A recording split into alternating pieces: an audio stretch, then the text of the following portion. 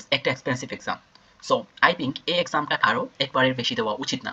কিন্তু ভালো স্টাডি প্ল্যানের অভাবে অনেকেই এই এক্সামটা বারবার দিতে হয় এবং বারবার এক্সাম দিয়েও ব্যর্থ হতে হয়। সো সেই জন্য আজকের এই ভিডিওতে আমি 1 month IELTS study plan share করব।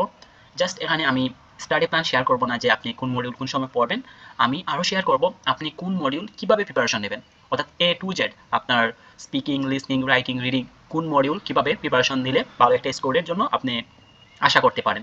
সো সম্পূর্ণ ভিডিও দেখেন, ডেফিনেটলি এই ভিডিওটা আপনার কাজে দিবে। সো সবার প্রথমে আমরা শুরু করি সকাল দিয়ে।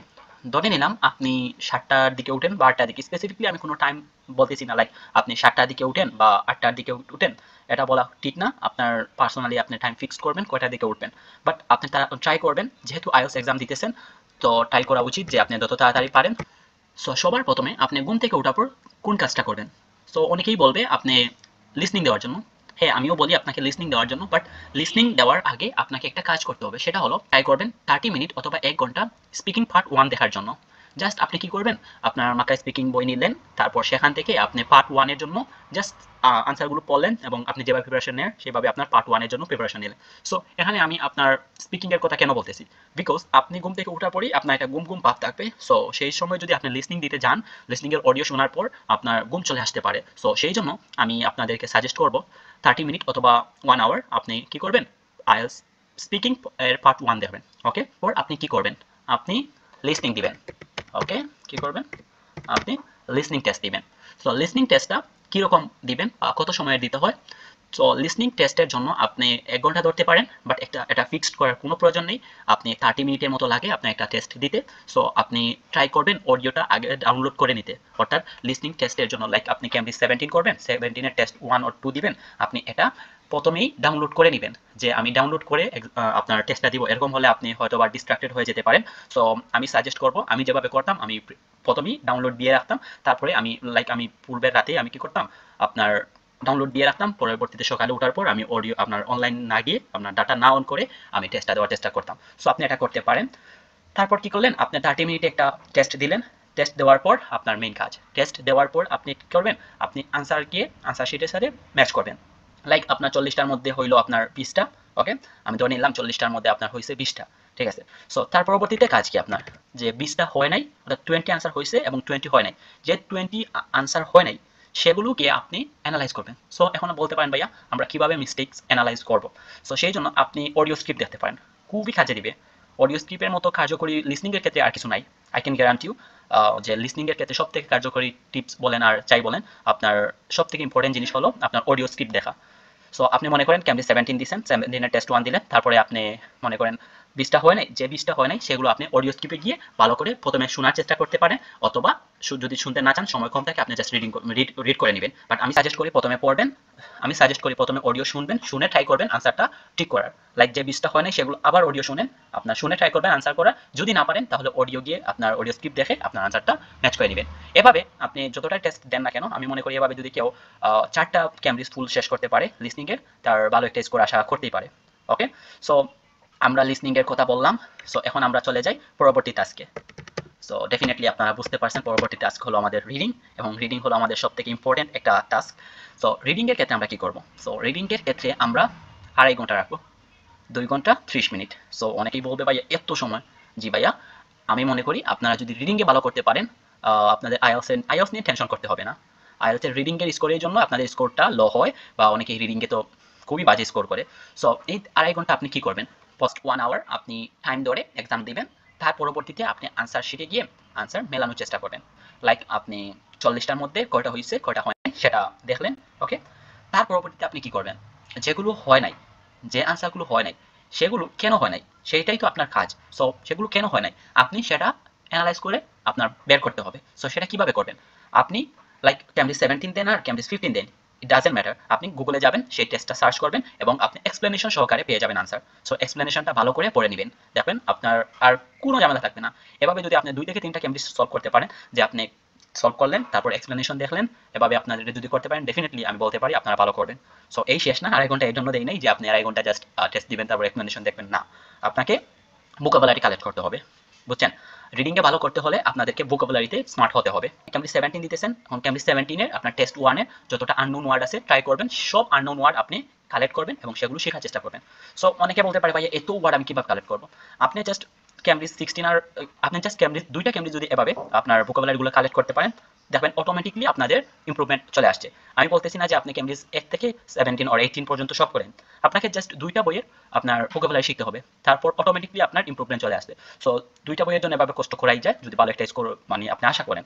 লাইক যারা আপনারা 7+ স্কোর আশা করতেছেন তাদের জন্য আমি মনে করি যে আপনারা 2 থেকে 3টা বইয়ের ভোকাবুলারি শিখতে হবে।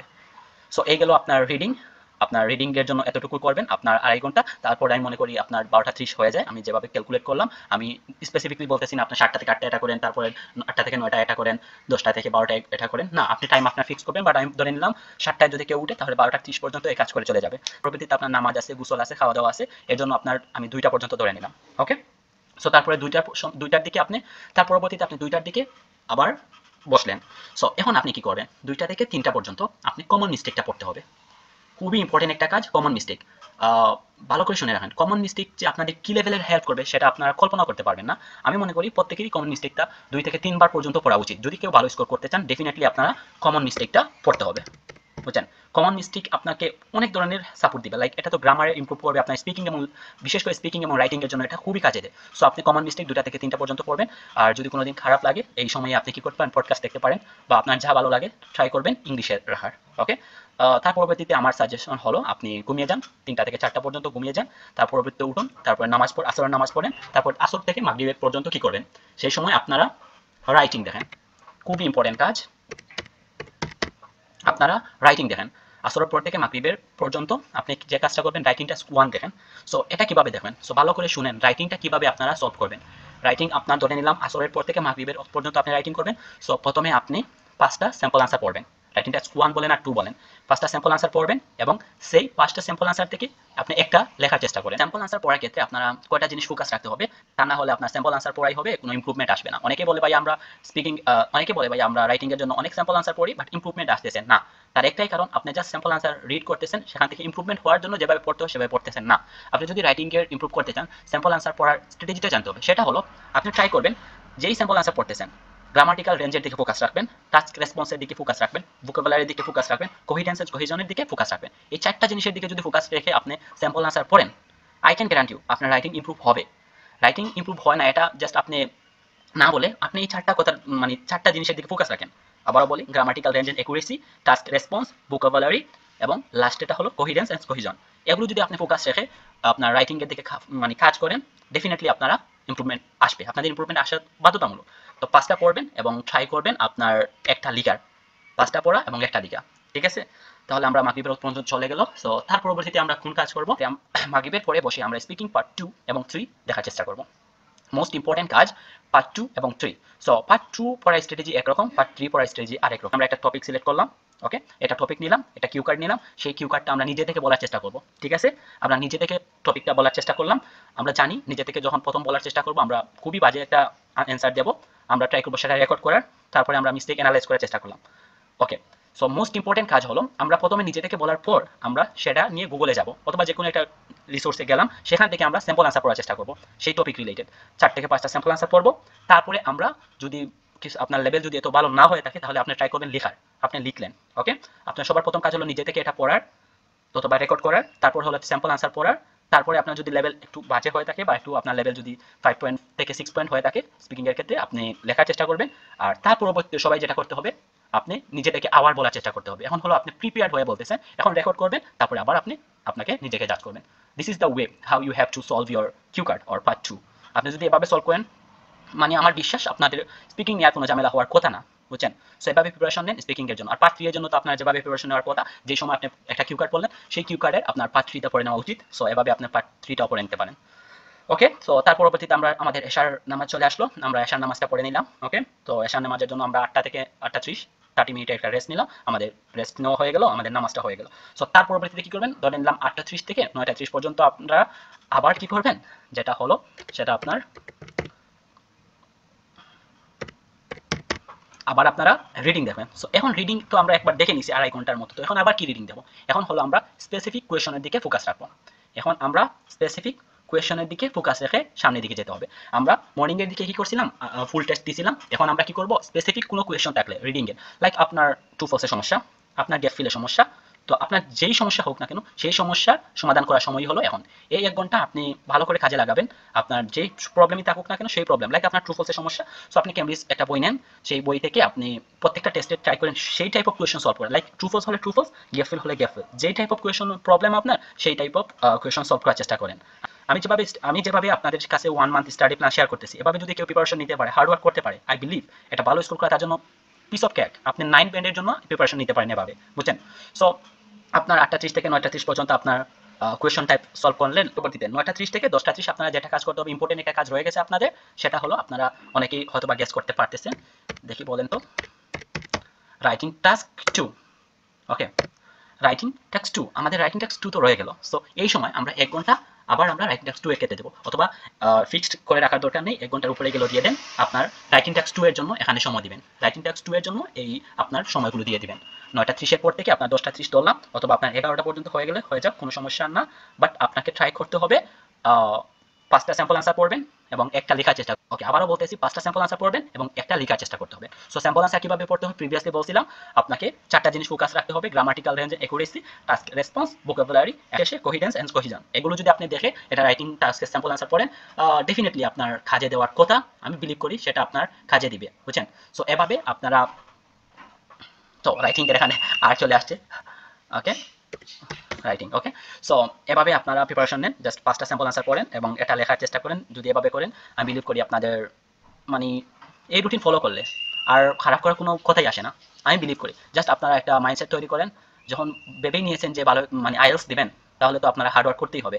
সো জাস্ট হার্ড ওয়ার্ক করেন, এই রুটিনটা ফলো করেন। এবং লাস্ট আর একটা কথা বলে নেই, আপনার মনে করেন 11টা মানে আপনি মনে করেন 11টা পর্যন্ত হয়ে গেল, তার পরবর্তীতে আপনি 1 ঘন্টা চাইলে, যদি কারো ইচ্ছা থাকে যে ভাইয়া আমি মোর দেন 7 অর মোর দেন 8 অ্যাচিভ করতে চাই, আপনি স্পেসিফিক গ্রামার নিয়ে কাজ করেন। এই লাস্টের 1 ঘন্টা আপনি 11টা থেকে 12টা পর্যন্ত আপনি স্পেসিফিক গ্রামার নিয়ে কাজ করেন, লাইক আপনার টেন্স নিয়ে কাজ করেন, আপনার যেই প্রবলেম আছে সেই প্রবলেম, লাইক আপনার সিম্পল, কমপ্লেক্স, কম্পাউন্ড, এটা নিয়ে কাজ করেন, বা আপনার যেই প্রবলেম আছে সেই প্রবলেম নিয়ে কাজ করুন।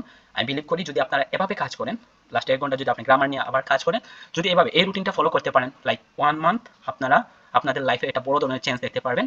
সো এটা ফলো করেন, আর আপনারা জানাবেন আপনাদের কাদের এক্সাম কবে, আপনারা স্পেসিফিক ডেটটা জানিয়ে দিবেন যে আমার এক্সাম ভাইয়া এই তারিখে।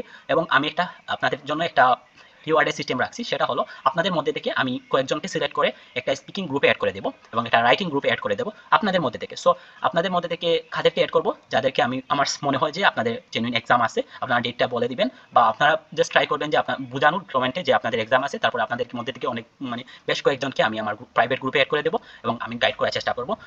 এবং জানাবেন ভিডিওটা কেমন হয়েছে। এবং আমি জানি আমার ভিডিও মেকিং এত ভালো না, বাট ডেফিনেটলি আমি যা শেয়ার করছি খুব ইম্পর্টেন্ট কথা, আমার কথাগুলো ফোকাস দেন, ভিডিও দেখে ফোকাস দেওয়ার দরকারই নাই। কেন, পরবর্তী ভিডিওতে অন্য কোনো টপিক নিয়ে কথা হবে। ভালো থাকবেন, পরিবেশকে ভালো রাখবেন এবং আমার জন্য দোয়া করবেন। আসসালামু আলাইকুম ওয়া রাহমাতুল্লাহি ওয়া বারাকাতুহু।